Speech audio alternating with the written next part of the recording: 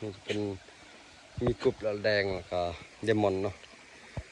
มากันเนาะในเฮาก็จะมีน่าจะมีสัตว์มาอาศัยอยู่เนาะต้องลองสีมันหวานบ่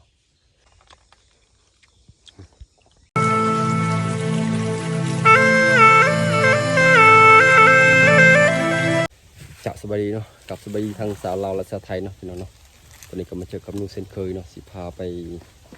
ยามกับนะพี่น้องเนาะจุดประสงค์ก็ยามกับหมูป่าแล้วก็มาเก็บมักฟางเนาะพี่น้องเนาะสิมาเก็บมักฟางให้พี่น้องมาเบิ่งเนาะพี่น้องเนาะอยู่ป่าเซนเคยเนาะตอนนี้ก็มากับ2 คนเนาะกับพ่อเฒ่าแล้วก็มีลูกน้องอีก3 ตัวเนาะก็คือมาเนาะพี่น้องเนาะนี่มากับมา3 ตัวนะพี่น้องเนาะนี่จะเป็นมีกรุบแล้วแดงแล้วก็เดมอนเนาะมากันน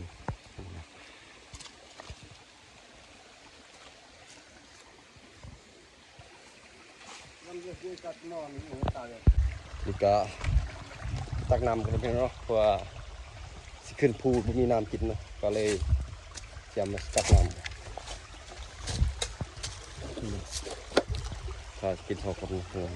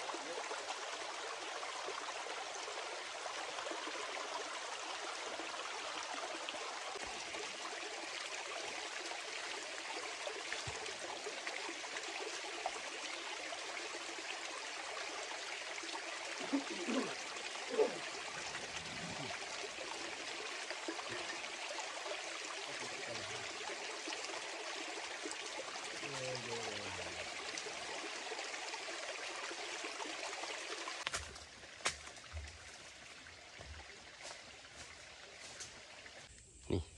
สภาพเก็บดอกตัวนี้เนาะแต่บ่ฮู้ว่าดอกอีหยังเนาะพี่น้องเนาะก็งามเนาะตัวนี้ก็แบบหันดูดน้ำเนาะนี่เนาะจะมีมันหวานเนาะพี่น้องเนาะสิเด็ดให้เบิ่งเนาะก็สิดูดนะพี่น้องเนาะติเนาะดอกความงามเนาะพี่น้องนี่เนาะไปฮู้ว่าคอมเมนต์เนาะพี่น้องเนาะ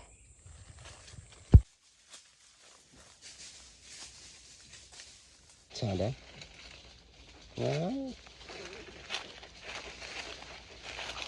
ไปได้ไป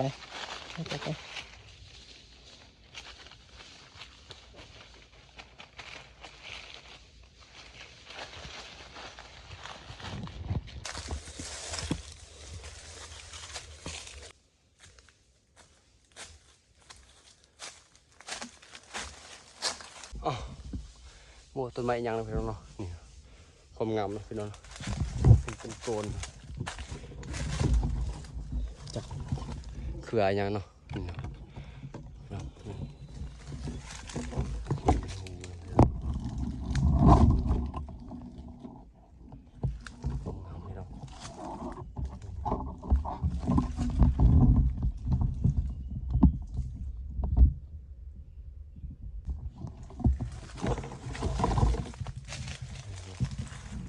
จะมี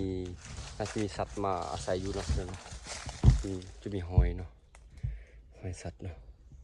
เห็นไหมพี่น้องเนาะความนั่นนี่เนาะเขาไปกินไหมเนาะทุกคนนี่น่าจะมีสัตว์มาอยู่นี่พี่น้องเนาะน่าจะเป็นพวกลิ้นพวกนั้นเนาะโอ้ยมีแดงพี่น้อง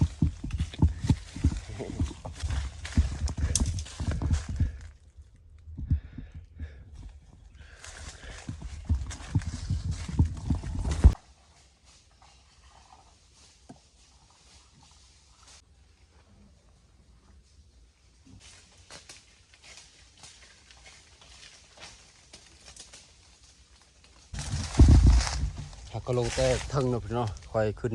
กกใหม่องยานเนาะขึ้นไปเอาไปสั่นหมักยางเนาะพี่น้อง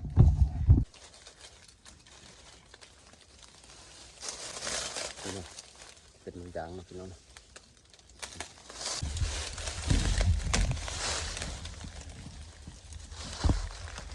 ถ้าตรงนี้บอก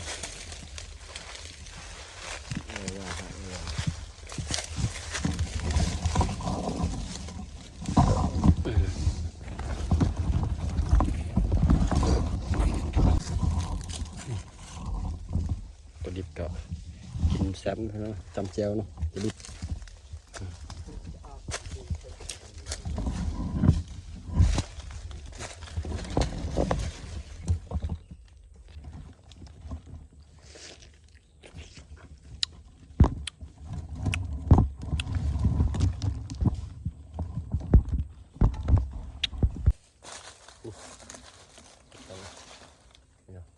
พา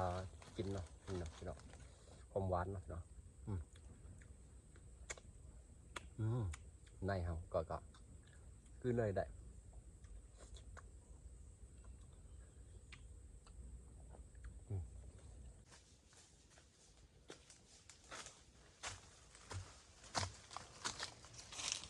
เจ้าข้างล่างละเนี่ยไอ้เนี่ยแม่ดักเล่นดักตูเลย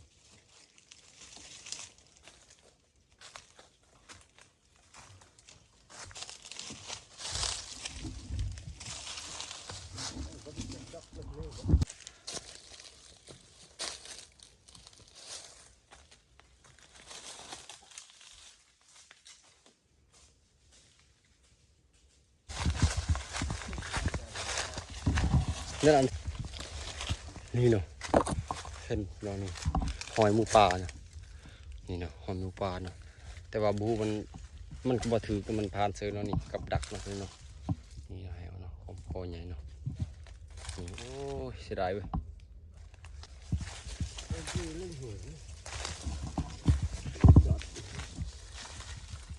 มันลั่นซื้อ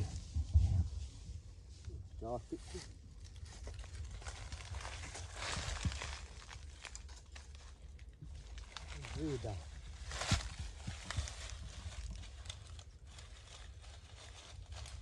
What a breed down like. เรียบรีบเนาะเป็นไก่ป่านะเขามาพานทีนี้เนาะเพื่อนเนาะก็มาเคลียร์แล้วก็มันลั่นเนาะเป็นไก่ป่ากับมาเคลียร์นี่เนาะไก่ป่า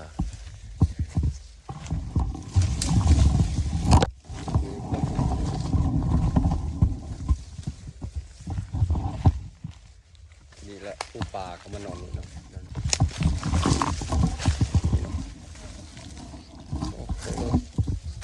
เต็มแต่หอยมันเนาะพี่น้องหลับเป็นมาถึงนะเสียงไก่ป่าบางอย่างนะพี่น้องเพราะว่ามาไปก่อน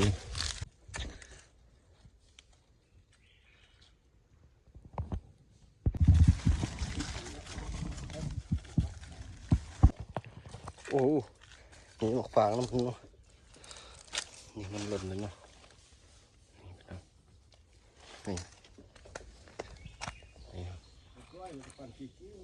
เราลองสีมันหวานบ่หวานกอกหมอกสูงฮะมาความลาย Có này cái tiếng gì?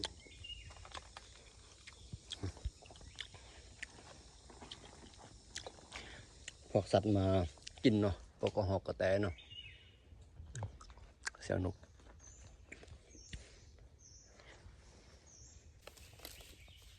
สัตว์มากินเป็ดกระหอกกระแตเนาะเสียงนกเนาะพี่น้องเพราะว่าอยู่นี่ก็มีต้นไห้เนาะมีต้นไห้มีป่าเนาะหมักฟางพี่น้องความหวาน